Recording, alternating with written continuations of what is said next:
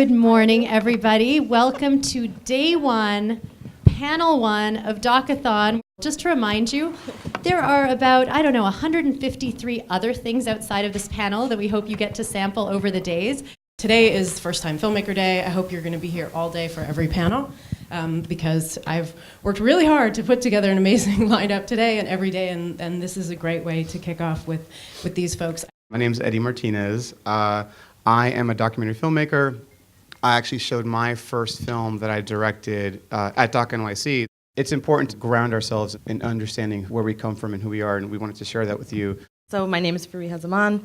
I'm a documentary filmmaker. I've made 2 features and 2 shorts with this guy. Okay, I'm Jeff Reichert. My first movie came out in 2010. It was called Gerrymandering. I grew up in the Northeast, went to school in the Northeast. I've been kind of, between New Jersey, Boston, New York, Rhode Island, pretty much my whole life. My parents are from Bangladesh. I'm first generation, and then ended up moving around a lot because my father worked for the UN, so I'm a diplobrat. So I have this kind of in-between feeling of being both certainly American, but also not entirely American. I missed out on this entire part of upbringing and understanding what it's like to grow up here, which I think is kind of part of why our films so far have really focused on regional American communities.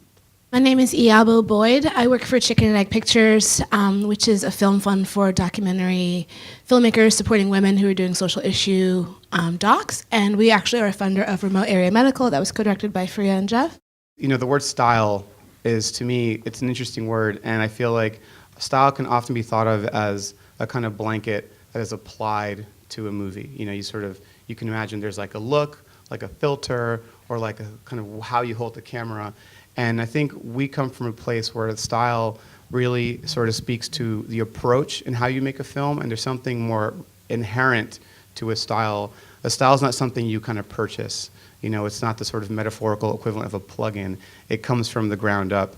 And I think it'd be really exciting to first watch for Farihah's and Jeff's. They brought a couple clips for you guys to see. The first clip is for the movie Remote Area Medical, which Jeff mentioned is opening here on the 28th.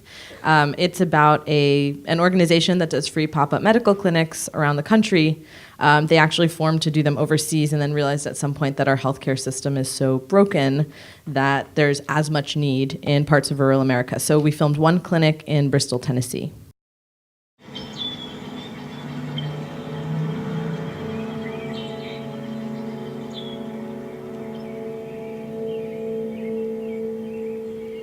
I'm rooted here, and it's home. Very, very country.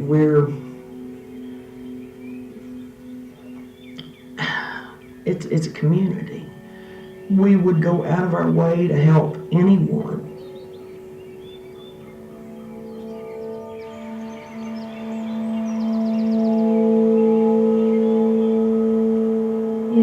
There's people, there's such good people in this county. But they've been through everything. We're just in a hard situation, in a very hard situation. How can we move forward?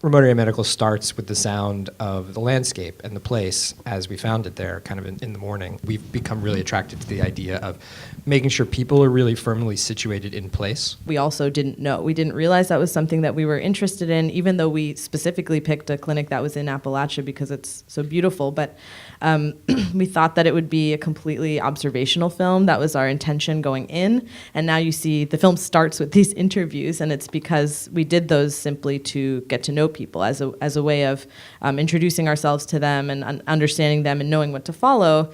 And then as time went on, we realized, this is a region where, people feel very overlooked. They don't get to tell their own stories very much. There's a big storytelling tradition, and that felt irresponsible to leave that out. So we completely changed what we expected to be our approach, which I think is part of what you have to realize too. It's you have to have as firm a plan as possible and then just allow that to crumble if it makes sense for the story.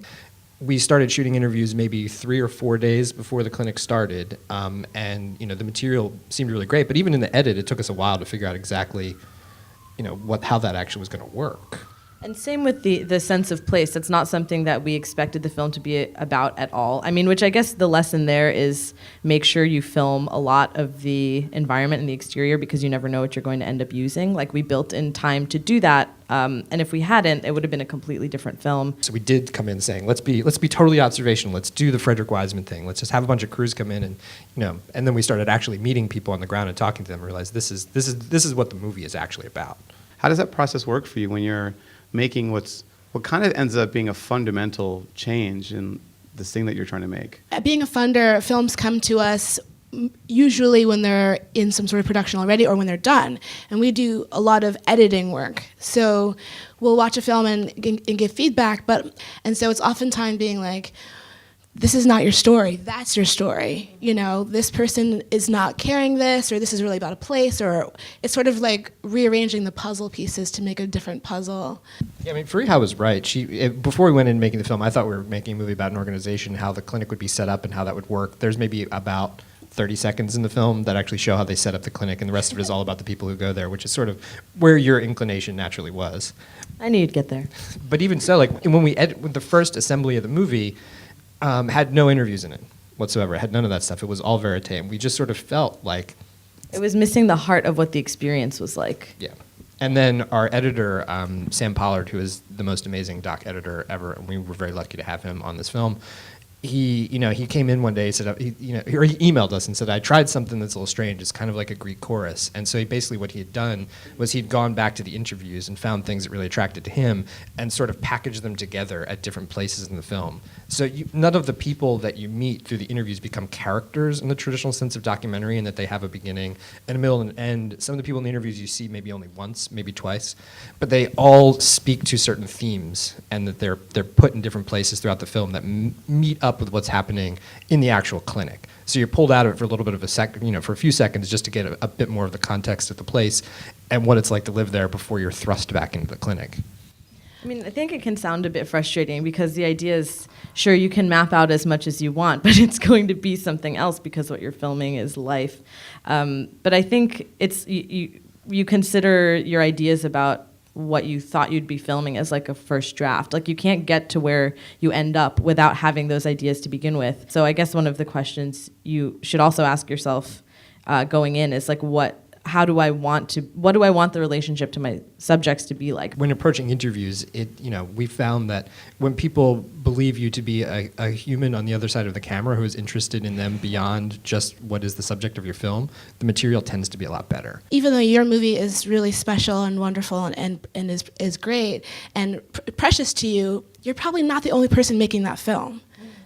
So we have, we'll get 10 films that are all about abortion, and it's so then you have to pull yourself out of the pack, in a way that's genuine. Why are you the person to make this film, and why not Fred, and why not Nancy, and why not this person?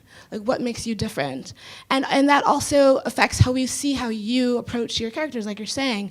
You're not all going to ask, there's not a blanket of questions that you ask. These are 5 questions that you ask. You as individuals are going to ask different questions. And where you come from and how you feel about the subject matter will affect what kind of questions you ask, and that makes it way more interesting. I think what I learned doing it and didn't really know before is like thinking about community. So like multiple subjects, asking those questions and seeing like patterns in life, like that's not something that I really expected. When I made Gerrymandering, because I was interviewing so many scholars and activists and politician type folks, I would go in with a real kind of laundry list of questions, legal pads with notes and everything, and be taking notes. It was maybe a bit more of a journalistic approach, and I thought, it made me feel comfortable to have that kind of structure. But then day one of Remote Area Medical, we didn't have time to sort of make a plan, and then I found myself sitting across from some of the people that you saw in the opening without a list of questions, and then we just started having a conversation. And I think at that point I decided I never wanted to do a thing like gerrymandering again.